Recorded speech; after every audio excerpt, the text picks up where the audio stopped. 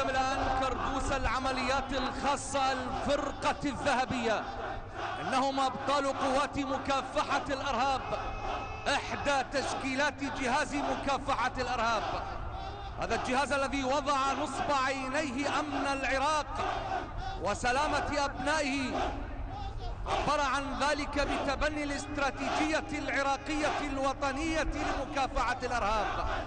مبادئها تعزيز قدرات الدولة وإمكانياتها في كل مفاصل الحياة وتوفير الحرية لكل العراقيين. هذه خيولك قرص الشمس مهبطها، أصائل مال وتعناقها لجم. يا موطنا ما ذوى من مجده فنن، فيك الشباب وفي أعدائك الهرم. تحلو السماء إذا بان الصقور بها، فرسان جيش والسماء ميدانها. أمامكم أيها العراقيون هذه الجموع الشبابية المخلصة، والقائد العام للقوات المسلحة العراقية دولة رئيس الوزراء يحيي رجال الجيش بعيدهم الأغر.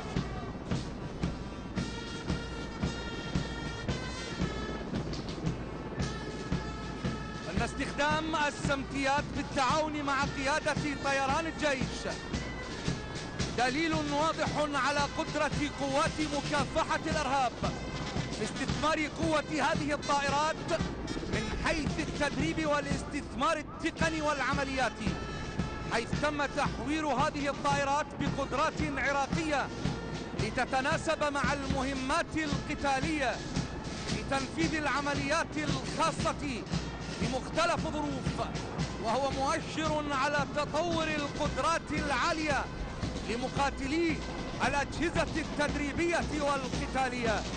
تحية إلى صقور الجو، تحية إلى فرسان طيران الجيش، تحية لجيشنا الباسل، تحية للشعب في عيد الجيش، وتحية للجيش في عيد الشعب.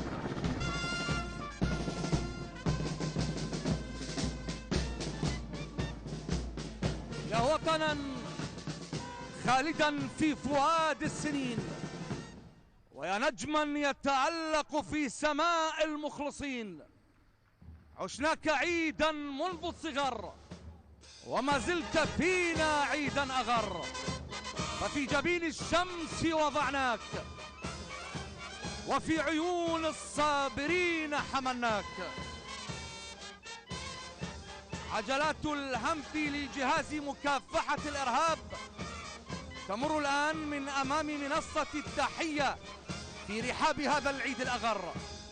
إنها الفرقة الذهبية، رمز البسالة والإقدام، رمز عنفوان العراق وبلسم عيون أطفال وأمهات الوطن الحبيب، المدافعون عن كرامة وأمن العراقيين الذين لا يخشون في مواجهة الباطل لومة لائم. إنهم الذين ترتعد من صولاتهم فرائص المجرمين والقتلة. إنهم نخبة النخبة الذين شهدت لهم كل ساحات القتال مع الإرهاب والإرهابيين أينما حلوا وأينما وجدوا. يخشاهم كل من في قلبه مرض وحقد على أطفال العراق ونسائه وشيوخه وشبابه، ويفرح بهم الأبرار.